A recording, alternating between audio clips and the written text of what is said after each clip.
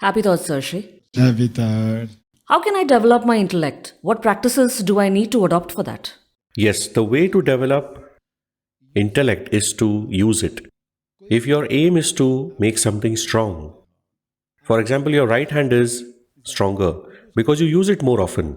Left handed people will notice that their left hand is stronger because they use that more often.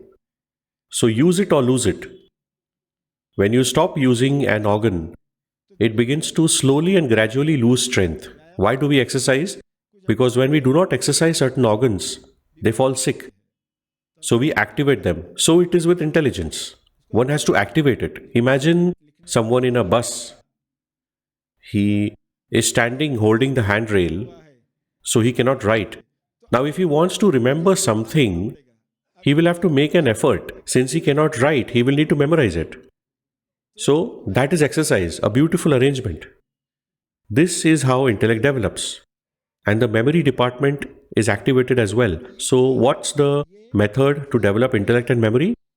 To regularly exercise them, and there are ways to exercise them. For example, solving puzzles. When people are asked a puzzle, they give up immediately. They are in a hurry to get the answer. But no, wait, let me think about it. Don't give me the answer immediately. Let me think. And this is the way to exercise the brain. Then when you solve your day-to-day problems, there is a situation and there are 10 solutions. There is a problem and there are 10 solutions. I have to do this and there are 10 ways to do it. I have to make this curry and there are 10 ways to make it.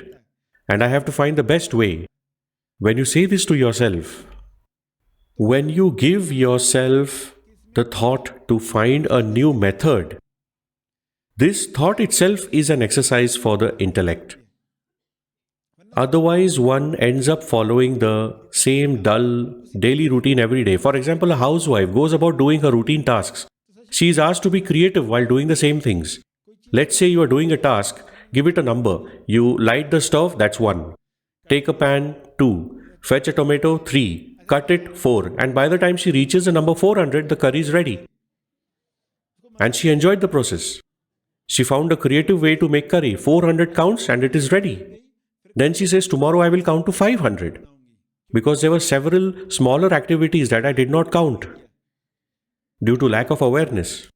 So next time I will improve my awareness by counting even the smallest activity. And while this is happening, where is her focus? On her neighbors? No.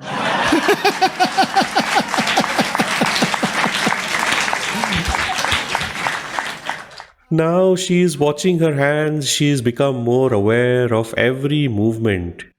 She is counting every action. She is enjoying the process. And before she knows it, dinner is ready. And everybody is happy. And the brain has been exercised as well. And you stayed in the present. You were more aware and conscious. With such exercises, the brain and intellect develops. So whatever work you are doing, think of how you can bring more creativity to it.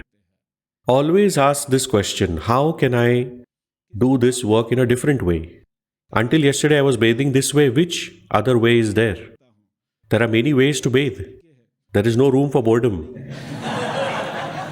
If not 365, at least you can find 7 ways. One for Monday, one for Tuesday, and so on for the whole week. Even bathing can become interesting. Some people find that also boring. And even more so when it is cold outside. When you find creative ways to do your everyday tasks, this activity always exercises the brain. The more you use the brain, the more it opens up, the more it grows. And this will get easier as you do it. The more you practice, the easier it becomes. In our day-to-day life, we get so many opportunities to exercise the brain. Simply by asking one question. Asking questions gives you strength. One has to think in a new direction. Be creative when thinking of things. For example, new and creative uses of a chair. What else can I use it for? That will get you thinking. Think creatively. Chairs are not just made for sitting. They can have other uses as well. For example, when children play cricket, they use chairs as stumps. The backside of the chair used as stumps. So that is one use. So by exploring the different ways in which a chair can be used, one is studying and practicing creativity.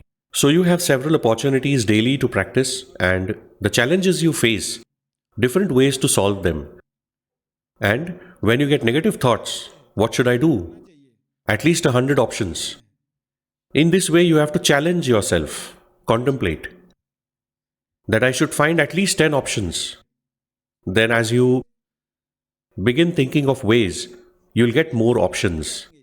If you were to casually say that I have to think on this topic, you might not get so many options. But when you declare beforehand, there are 10 ways, I have to find 10 ways. And then you start number one, number two. Slowly, as the number rises, thoughts stop. I just can't think of anything else. But after a little while, things start flowing. Something completely new, out of the box stuff. So by the time you reach 10, you will have many ideas. But this becomes smoother with practice, it becomes easier. This is only a short glimpse of tejgyan. Tejgyan is essentially a profound and final wisdom. Tejgyan is imparted by Sirshree in the Magic of Awakening retreat. Tejgyan Foundation organizes this retreat where the spiritual foundation of life is established to foster love and peace and building a strong character for youth and teenagers. Till date, more than 1 lakh seekers have participated in this retreat. If you too wish to lead a fearless, stress-free, simple, powerful, and fulfilled life, then do participate in the Maha Asmani Magic of Awakening retreat. Thank you. Happy thoughts.